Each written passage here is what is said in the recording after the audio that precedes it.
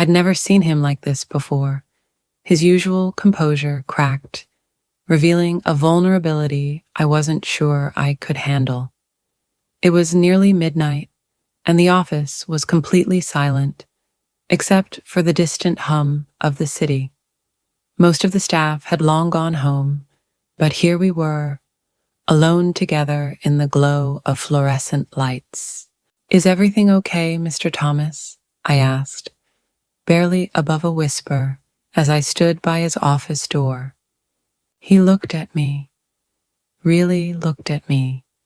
His eyes, usually so steady and detached, now held something else. Something raw, something unspoken. I could feel my pulse quicken. "I've made a decision," he said quietly, his voice low and heavy, with something that didn't sound like business at all. I swallowed hard. A decision about what? His gaze softened, and he gestured for me to come closer. "About you." I stood there frozen, the weight of his words hanging heavily in the air between us. "About me?" I repeated, trying to sound casual, but my voice betrayed me. Shaky, uncertain. He didn't speak immediately, his eyes lingering on mine like he was searching for something that made my heart race faster.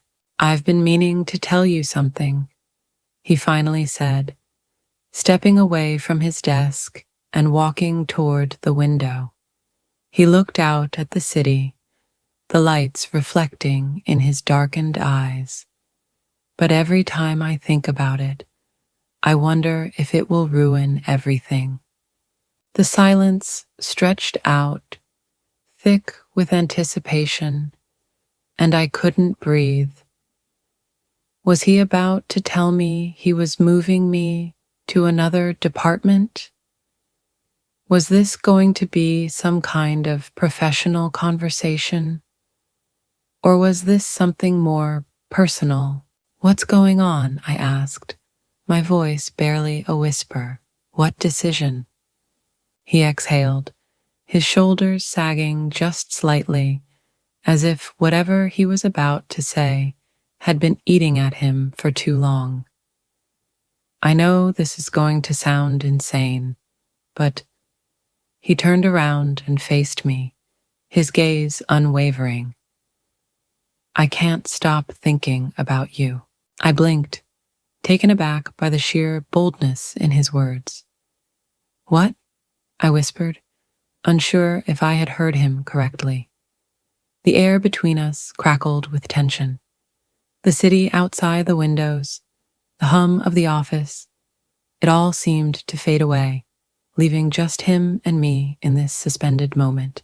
"I can't stop thinking about the way you work, the way you carry yourself," he continued, his voice steady now. "It's not just about work. It's about you, as a person, and it's been eating at me. For months, I couldn't speak. His words hit me like a freight train. Too fast, too intense. This was not the boss I had worked with for years.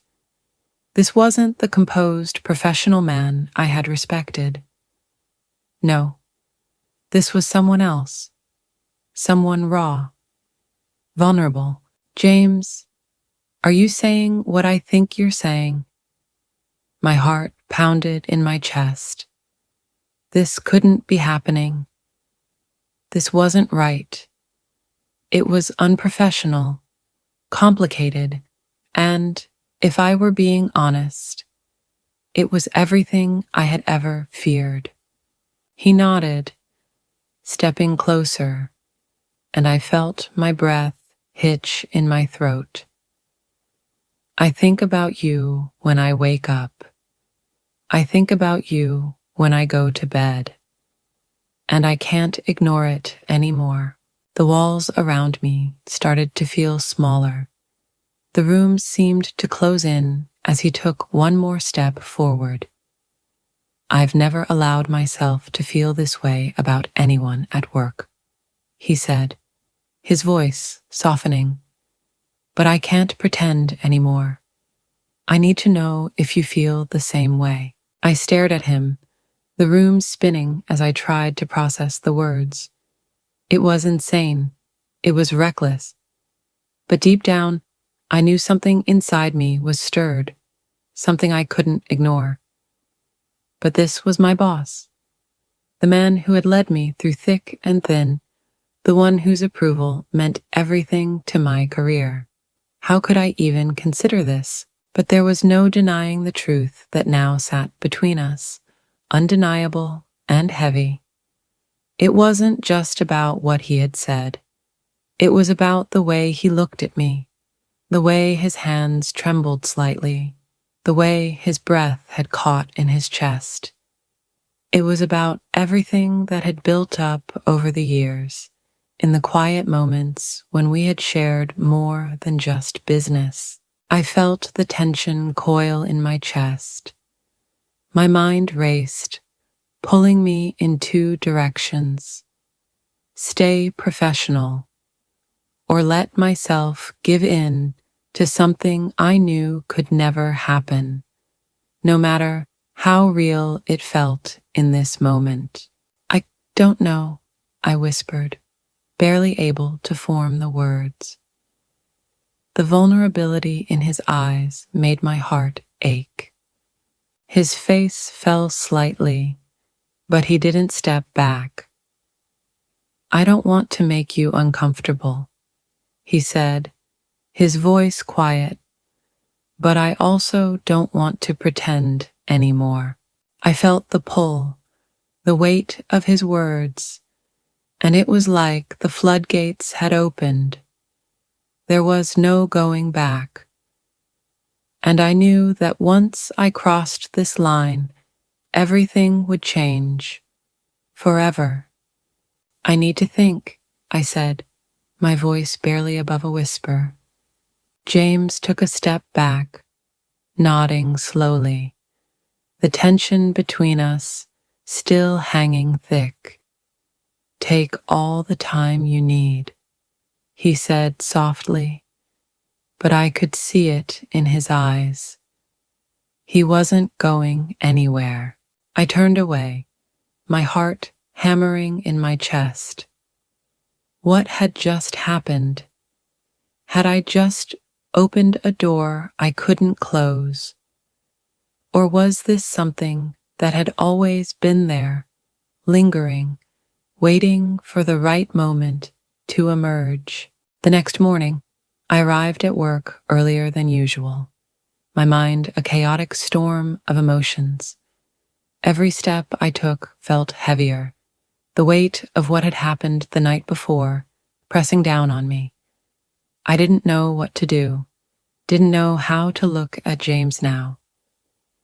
The office felt smaller, more suffocating than it had in years. I sat at my desk, hands trembling slightly as I scrolled through emails that felt suddenly insignificant. Nothing mattered anymore. My mind kept drifting back to his words, to the intensity in his eyes. I couldn't concentrate. I couldn't focus. "Jane," I snapped out of my thoughts to find James standing at the edge of my desk, his expression unreadable.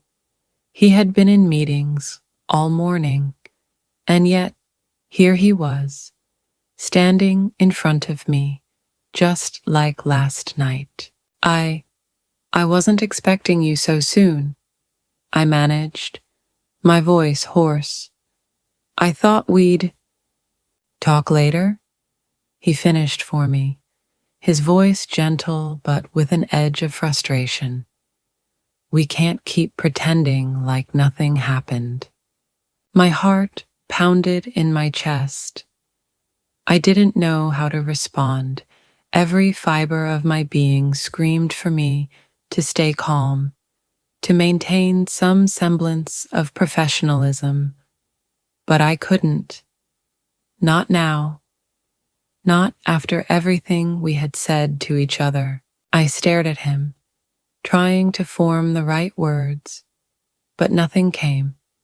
Instead, I stood up and walked to the small terrace at the back of the office, my breath quickening with every step. The cool air hit me the moment I stepped outside, but it didn't do much to clear my head. James followed me, his footsteps deliberate and sure. "I'm sorry," he said, standing next to me. "I didn't want to put you in this position, but last night it felt like something real, something worth acknowledging." His voice was steady, but I could hear the hint of desperation just beneath the surface. "I don't know what I'm supposed to do with this," I confessed, staring out at the city skyline. It was like I was watching my entire life unravel before my eyes. I've spent so long keeping things in control. My career, my personal life. It was all so neat and orderly. But now, I couldn't finish the sentence. I didn't want to. The words felt like an admission of weakness, and I couldn't afford to be weak. Not now. He placed a hand gently on my shoulder, and for the first time, I let myself lean into the warmth of his touch. "You don't have to decide anything right now," he said softly, his voice low, "but I need you to know that I'm here. I've always been here." The silence that followed was thick with unspoken feelings, heavy with all the words neither of us could say.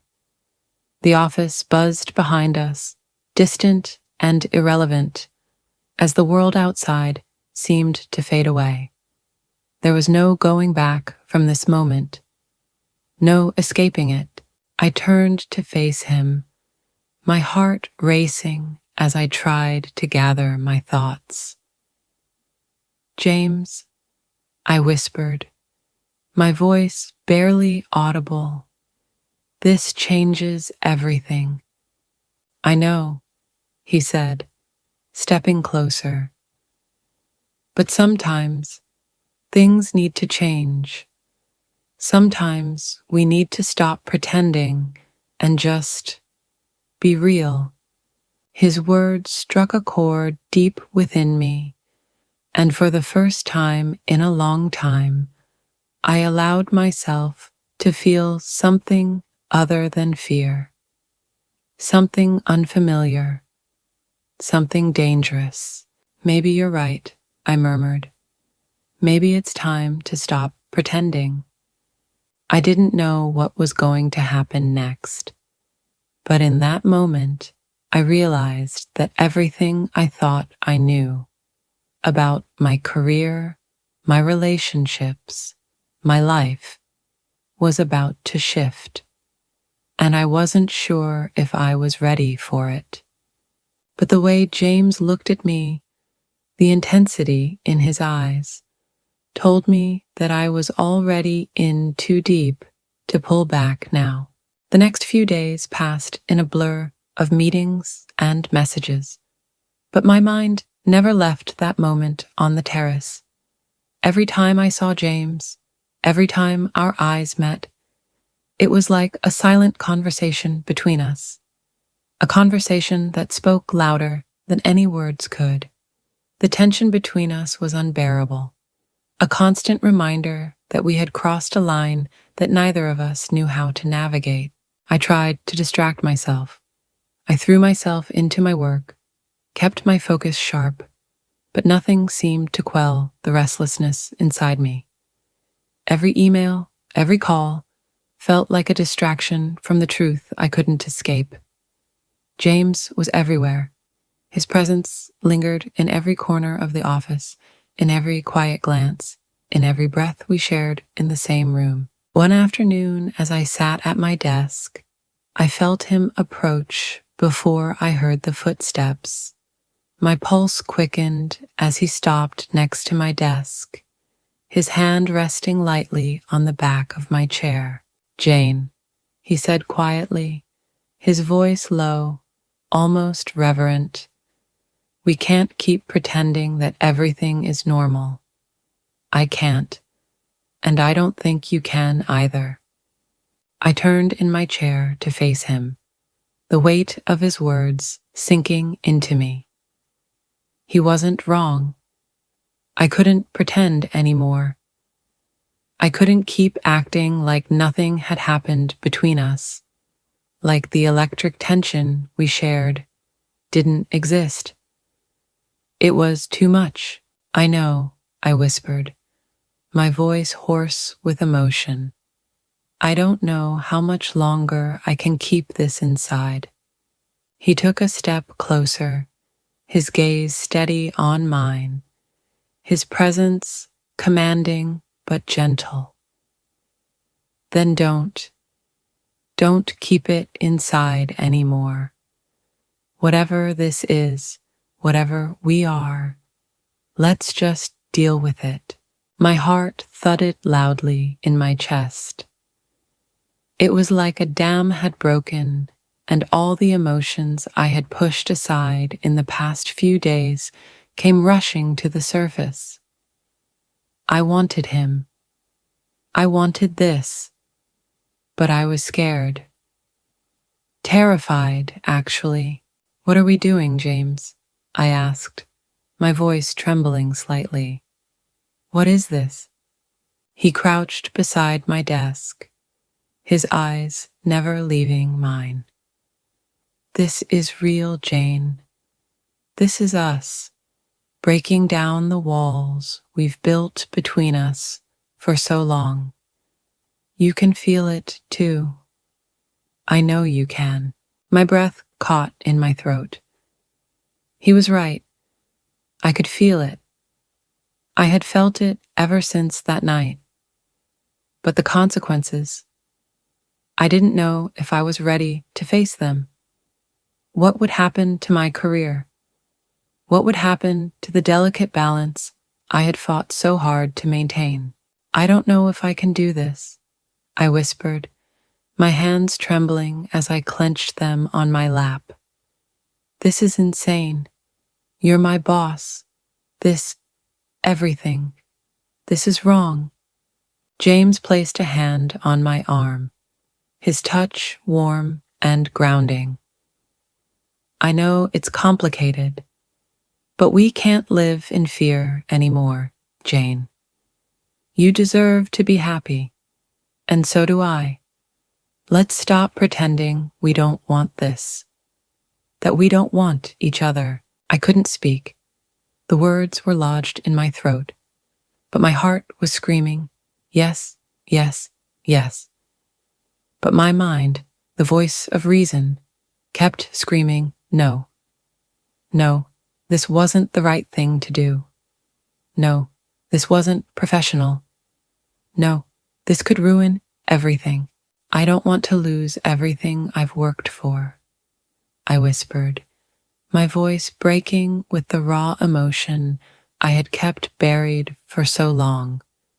And there it was, the invitation, the moment of no return. I closed my eyes, the weight of the decision crashing down on me.